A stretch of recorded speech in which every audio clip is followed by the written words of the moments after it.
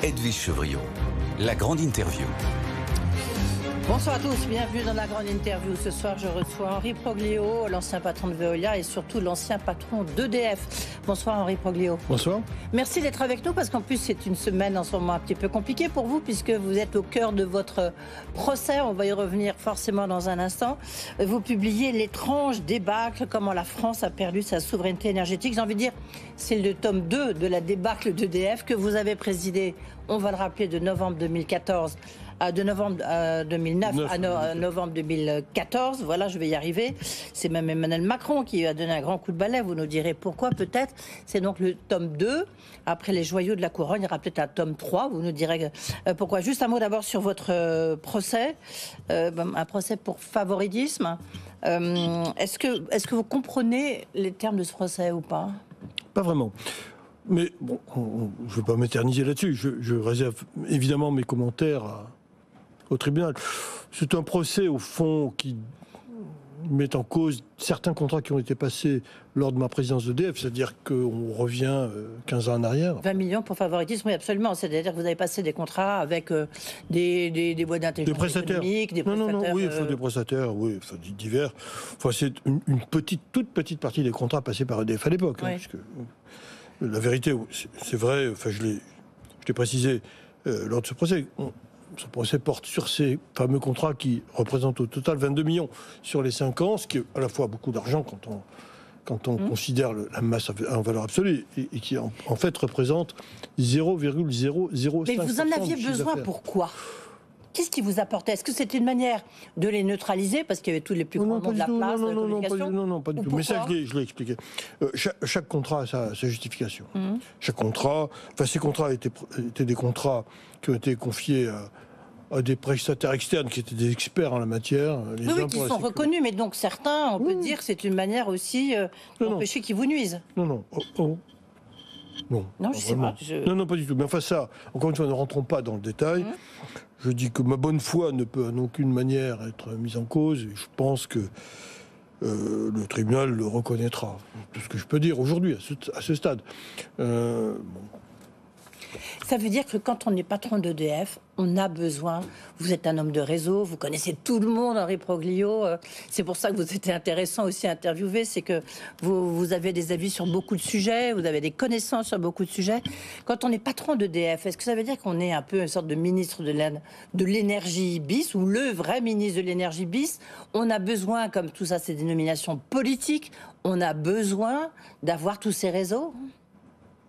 Ah non, mais quand on est patron d'EDF, on n'a pas besoin d'acheter des réseaux. Enfin, je veux dire, voilà, dégonflons la baudruche. Non, quand on est patron d'EDF, on est un patron opérationnel d'une grande entreprise qui est, au fond, la référence en matière d'électricité dans le monde. Donc, la mission d'EDF, c'est non seulement le service public de l'électricité, mais c'est aussi de tirer l'industrie française et en donnant un atout compétitif considérable à la France. Alors, vous publiez donc l'étrange... débâcle chez Michel Lafon, comment la France a perdu sa souveraineté énergétique. Il y a beaucoup d'actualités autour d'EDF. Il y a notamment le rachat des fameuses turbines Arabelle. Il y a aussi l'ouverture l'inauguration de Flamanville. Il y a aussi le projet du siècle, le contrat du siècle avec ces 6 EPR en perspective. Vous commencez par votre propos liminaire, votre avant-propos, c'est sur le retrait forcé de la cote. Oui, vous dites ça, en fait, ça affaiblit la signature de la France. Donc j'ai envie de dire, on va commencer par là, parce qu'elle a été affaiblie depuis vendredi dernier par une autre agence de notation. Mais est-ce que pour vous, c'est si important que EDF soit coté? C'était important. Ça avait un sens, parce que ça donnait à l'entreprise et à son président la possibilité, au fond, d'être... en quelque sorte, une entreprise de plein exercice et d'avoir un devoir fiduciaire vis-à-vis de l'ensemble des actionnaires et pas uniquement des actionnaires État. Aujourd'hui, du fait de la disparition de la cotation, du fait d'avoir un seul actionnaire, au fond, c'est l'État qui est... on redevient une quasi-administration. Donc pour vous, le vrai patron d'EDF, c'est Bruno Le Maire ou le patron de l'APE? Non, le vrai patron d'EDF, c'est le patron d'EDF, mais il aura beaucoup moins de force pour faire valoir ses avis vis-à-vis de l'État actionnaire. Quel jugement vous portez sur Luc Rémont, qui a eu du mal, qui a dit de manière je serais PDG ou rien du tout, parce qu'on voulait qu'il soit directeur général. Mais ça, il a raison. Est-ce que vous trouvez qu'il arrive à redorer un peu le blason d'EDF ou pas encore? Luc Rémont a une immense tâche à accomplir. Il s'y donne totalement. Bon, je lui donne acte de son dévouement total à l'entreprise. Oui. Là, vous répondez pas complètement. Enfin, si vous répondez entre eux à ma question, je veux dire, c'est. On répond en boss à la question une fois que le président a fini son mandat. Avant, c'est compliqué. Enfin, on peut dire, il a l'air d'eux, mais c'est les actes et les faits qui le prouveront. Mais quand vous dites, vous titrez là, l'étrange débâcle, ça veut dire que pour vous, EDF, aujourd'hui, c'est plus la grande entreprise que tout le monde nous enviait dans le monde. Aujourd'hui, c'est tout petit, quoi. Non, je n'ai pas dit que c'est petit. J'ai dit que EDF est beaucoup plus vulnérable et beaucoup moins puissante qu'elle n'a été. Mais ça, c'est un avis partagé par tous les observateurs. Ils font un constat. Ouais. EDF a été la référence. Elle n'est plus aujourd'hui. Elle est beaucoup moins. C'était la référence du nucléaire mondial. C'était la référence du contrat de service public qui a disparu. Et donc, au fond, c'est vrai qu'EDF d'aujourd'hui se bat pour rester l'entreprise... La meilleure entreprise électrique du monde. Et c'est vrai que je rends hommage à tous les collaborateurs de cette maison qui... Mais est-ce qu'elle est encore dans la course? Parce qu'on parle beaucoup du fait que les compétences ont disparu, en fait. Elles se sont, à certains égards, affaiblies.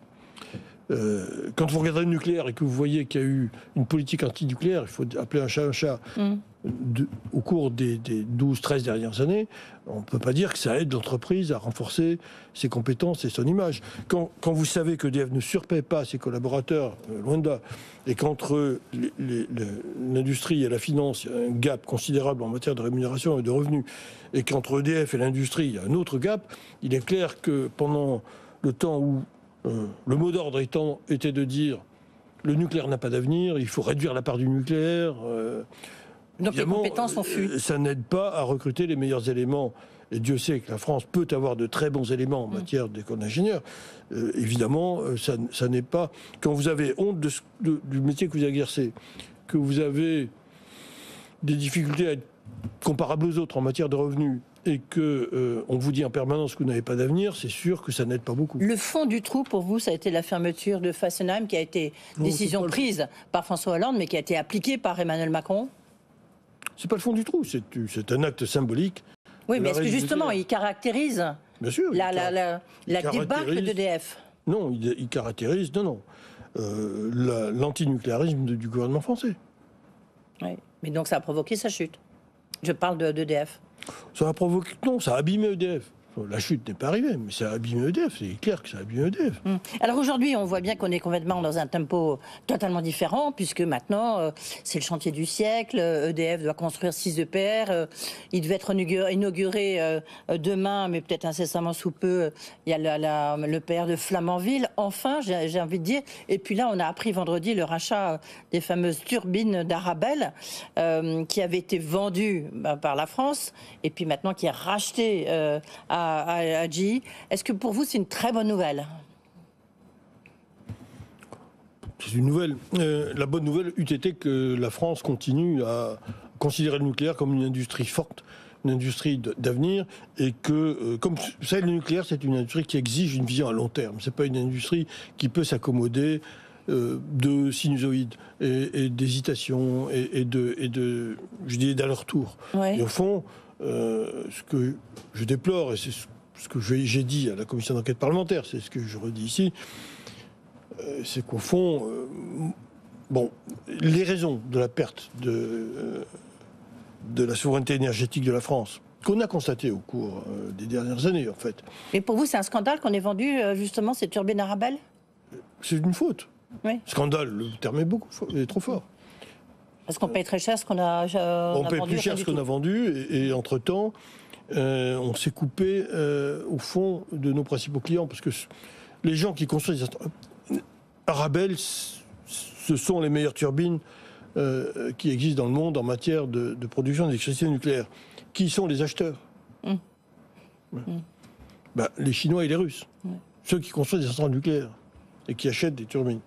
Évidemment, comme on s'est brouillé avec les deux, c'est aujourd'hui beaucoup plus difficile d'avoir un plan de charge pour les turbines qu'on aurait pu les avoir si on avait continué, si on avait eu un continuum, je dirais, logique d'entreprise. Tiens, juste une petite parenthèse. Est-ce que sur le dossier Hinkley Point que vous connaissez bien, est-ce qu'il fallait vraiment le faire pour maintenir les compétences, comme le disait Pierre Gadenex? Est-ce que vous trouvez que ça a été une erreur de faire Hinkley Point et que ça va coûter très très cher à EDF? D'abord, EDF, sous la présidence de Pierre Gadenex, a pris le contrôle de ce qui s'appelait autrefois British Energy, devenu EDF Energy, c'est-à-dire de l'ensemble de la production électronucléaire britannique. À partir de là, il me paraissait nécessaire d'être, au fond, au rendez-vous du futur nucléaire britannique. Parce que, donc vous avez soutenu? Donc je l'ai soutenu. Oui, bien sûr. Je l'ai soutenu et j'ai négocié le contrat d'Hinkley Point. Bon. Ouais, d'où ma question. Donc il fallait le faire. Dès lors qu'on avait... d'avoir indexé le coût de l'énergie, enfin le prix, c'est ça qui va coûter très très cher à EDF. C'est beaucoup de choses. Dans le contrat que j'avais négocié avec les Britanniques, et avec le Premier ministre devenu entre-temps ministre des Affaires étrangères, ce contrat reposait sur plusieurs socles, sur un socle, 3 piliers. Ouais. Le premier pilier, c'était le prix garanti par la Grande-Bretagne pour les 35 ans d'exercice. C'était les 92,50 livres, ce qui était très supérieur au prix du marché. Oui, mais bon. Le deuxième, c'était la déconsolidation, c'est-à-dire que j'avais obtenu l'accord des Britanniques pour que EDF n'ait pas le contrôle, mais se limite à 45%. Et là, c'est plus le cas. Troisièmement, l'accord de la Banque d'Angleterre, ou en fait le gouvernement britannique, pour garantir la dette. Les deux derniers piliers ont disparu. Ont disparu, et c'est pour ça que ça coûte très très cher. Vous pensez que ça va coûter combien à EDF? Je ne veux pas être oiseau de mauvais augure. Je pense que ça va coûter... Combien? Beaucoup d'argent. Mais c'est-à-dire? Je ne sais pas quel va être... D'abord, il faudrait savoir quel va être le coût d'investissement des EPR concernés. On voit que c'est difficile pour vous quand même, Henri Proglio, sur ce sujet. Mais en même temps, vous avez une idée, dites-nous l'idée. Non, mais ça sera entre 10 et plusieurs dizaines de milliards. Oui, c'est entre 10 et 50, quoi. Oui, 50, c'est peut-être excessif. Enfin. Non, ça veut dire que, en fait, c'est une erreur que vous avez faite. Il n'aurait pas fallu signer, mais on ne peut jamais prédire l'avenir. Non. J'ai quitté l'entreprise à un moment où les conditions contractuelles étaient en principe beaucoup mieux bordées qu'actuellement. C'est tout. Je vous ai dit les conditions qui m'avaient conduit à signer. Elles ne sont plus réunies aujourd'hui. Est-ce que c'est, pour vous, ce qui a contribué à cette débâcle, encore une fois, cette étrange débâcle, c'est notamment c'est l'Arenh, cette tarification. Là, maintenant, c'est la fin de l'Arenh. Il y a une nouvelle régulation. Est-ce que vous dites, ouf, ça y est, enfin, on sort de l'Arenh? Et puis, il y a cette nouvelle tarification, nouvelle régulation souhaitée par votre successeur, Luc Rémont. Et ça, c'est plutôt une bonne chose. Non, mais qu'on change la règle du jeu en matière de tarification, c'est une chose qui était indispensable. Maintenant, si on regarde le sujet dans son ensemble, c'est-à-dire au fond, quelles sont l'origine des problèmes actuels. L'origine des problèmes actuels, ça a été la doctrine bruxelloise de la concurrence. EDF était un merveilleux outil quand c'était un monopole exerçant un service public au service des Français, et on avait à la fois la capacité... On avait la surcapacité qui faisait de nous le premier exportateur d'électricité en Europe, avec le prix le moins cher d'Europe. Bon. Et puis, d'un seul coup, on nous a dit « Ah non, doctrine bruxelloise oblige, la concurrence s'impose. La concurrence fait le bonheur des peuples. Donc, vous n'êtes plus autorisé à être un monopole. » Et on nous a imposé une règle du jeu absurde, qui était insupportable pour n'importe quelle industrie, qui était de vendre notre énergie à moitié de son prix de revient à des concurrents qui, eux, n'avaient aucune obligation. En fonction, Est-ce que mais néanmoins, est-ce que là, maintenant, la nouvelle politique tarifaire qui a réussi à imposer, enfin, au forceps, Luc Rémont, est-ce que là, elle vous paraît bonne? Elle est déjà beaucoup plus satisfaisante. Mais il ne reste pas moins que EDF reste pratiquement le seul producteur d'électricité en France, enfin, à l'exception un petit peu de renouvelable. Et et que toute cette je dirais, gesticulation autour des prix est un sujet qui doit faire remuer dans sa tombe Marcel Boiteux, qui avait formalisé. Le premier dirigeant d'EDF. Peut-être en conclusion, puisque c'est des tranches débâcle, encore une fois, pour reprendre le titre de votre livre, c'est de dire que c'est les politiques même derrière qui sont largement responsables, même s'il y a des erreurs qui ont été commises ici, sans doute par les présidents d'EDF. Mais c'est les politiques, cette vision court-termiste que vous dénoncez du reste dans votre livre d'une manière assez vigoureuse. Bien sûr. C'est eux qui ont tué EDF, pas tué parce que c'est en train de renaître de ses cendres, mais... Non, mais c'est toute la réglementation européenne qui a été imaginée par les Allemands contre EDF. Les Français n'ont pas su résister. Ben voilà. Quand on me dit les Allemands sont des horribles, non, les Allemands ont défendu l'Allemagne. Et ce que j'ai dit à l'Assemblée nationale, je peux le répéter aujourd'hui, je regrette que le gouvernement français n'ait pas défendu la France. Oui, c'est ça. Donc on est d'accord. En fait, les politiques n'ont pas réussi à défendre EDF, du moins le nucléaire. Là, c'est un peu la revanche du nucléaire. Non, c'est pas la revanche du nucléaire. Bah si. Non. J'ai toujours dit que le nucléaire était une industrie d'avenir. Ça se confirme. Il n'y a pas de revanche. Le nucléaire est une industrie qui avait vocation à se développer. Et je l'ai toujours pensé. Ouais. Aujourd'hui, on en voit l'émergence dans à peu près tous les pays, à commencer par les pays fortement peuplés, mais même les pays pétroliers. Est-ce qu'on a une dernière question? Les 6 EPR, là, c'est ce qui va être, justement, va permettre la renaissance d'EDF? Non, enfin... Où est l'intérêt de la France? Oublions un instant de raison EDF, qui est la France en matière d'électricité. Je crois qu'aujourd'hui, la priorité, c'est la durée de vie, d'étendre la durée de vie du parc nucléaire français. Et ça coûtera une 60aine de milliards. C'est un investissement mineur par rapport au remplacement des réacteurs. Donc, si on veut sauvegarder le pouvoir d'achat des Français, faisons d'abord l'essentiel, c'est-à-dire... Admettons qu'il faut investir de manière à prolonger la durée de vie du parc et maintenir le prix de l'électricité à un niveau dont il n'aurait pas dû évoluer depuis des années. Puisqu'au fond, on voit qu'aujourd'hui, le renouvelable n'est pas indispensable, contrairement à ce qu'on nous raconte. Les besoins en électricité n'ont pas augmenté.